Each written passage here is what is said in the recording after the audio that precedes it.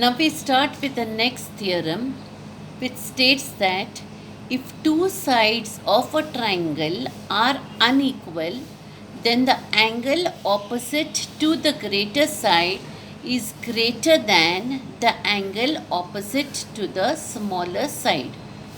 Okay, we have a triangle here, that is triangle XYZ.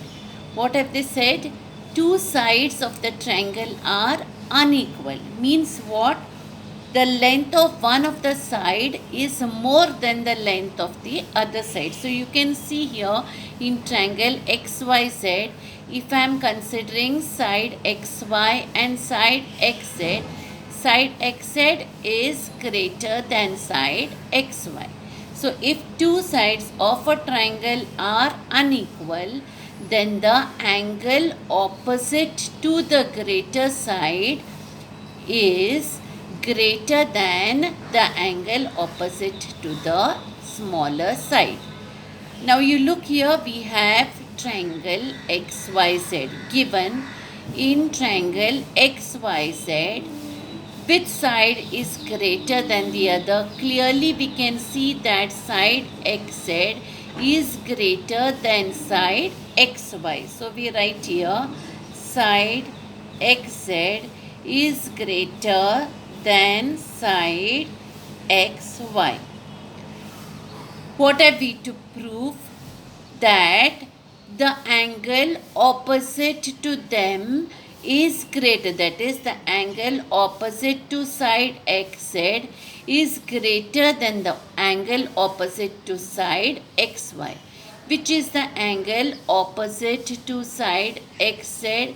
That is angle XYZ. So I write here angle XYZ has to be greater than the angle opposite to side XY, that is angle XZY. So I write here angle XZY.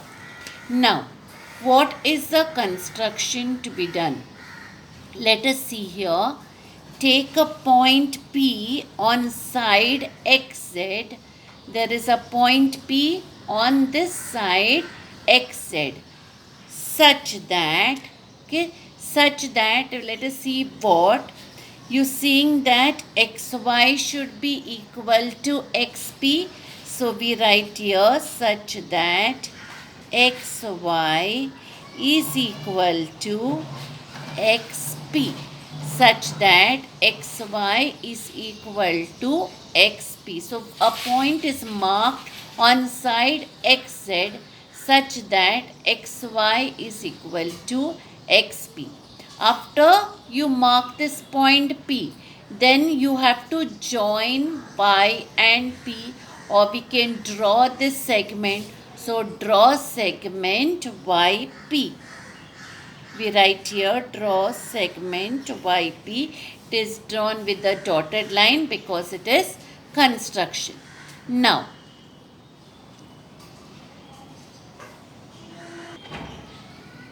the proof in triangle XYP. Okay, look at triangle XYP. Which are the sides which are congruent to each other? XY is equal to XP. So we write here XY is equal to XP. Okay, how did this happen? XY equal to XP. We had taken a point on XZ and then marked it here such that XP was equal to XY and then joined this. That is why in triangle XYP, XY is equal to XP. If XY is equal to XP, the angles which are opposite to these sides, they will be equal to each other. So opposite to side XY is angle XPY and opposite to side XP is angle XYP. Therefore, angle XYP is equal to angle XP y.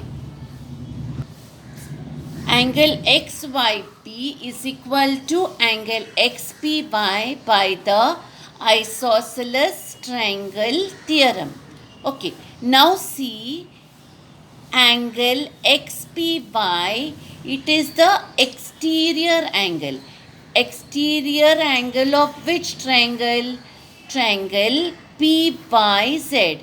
So angle XPY is an exterior angle of triangle PYZ.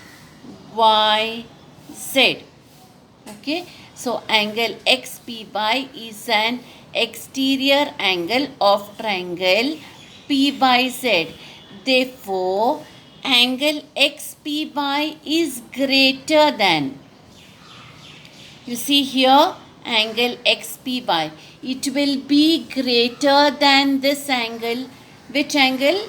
PZY. So I can write here angle XPY is greater than angle PZY. But here you see I have written XYP is equal to XPY, and that is from 1. So if I have written angle XPY is greater than angle PZY in place of angle XPY, I can also write angle XYP. So I write here angle XYP is greater than angle PZY. Why from 1? Because from 1 we took that XYP, angle XYP is equal to angle XPY. Now, here you look at the figure. This is angle XYP. If I take angle XYP plus angle PYZ, angle XYP plus angle PYZ, I can also write angle XYP plus angle PYZ.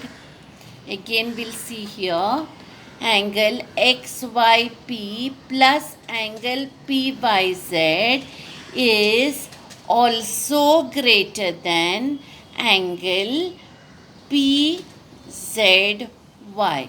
What is the reason here? Because if A greater than B, so let us consider that XYP is A and angle PZY is B. So if angle A is greater than angle B and C greater than 0. Now C is what here? C is angle P by Z. So if C greater than 0, angle P by Z, will it be greater than 0? You are seeing here angle P by Z is more than 0 degrees. That is, it is an acute angle. Therefore, it will be greater than 0 only.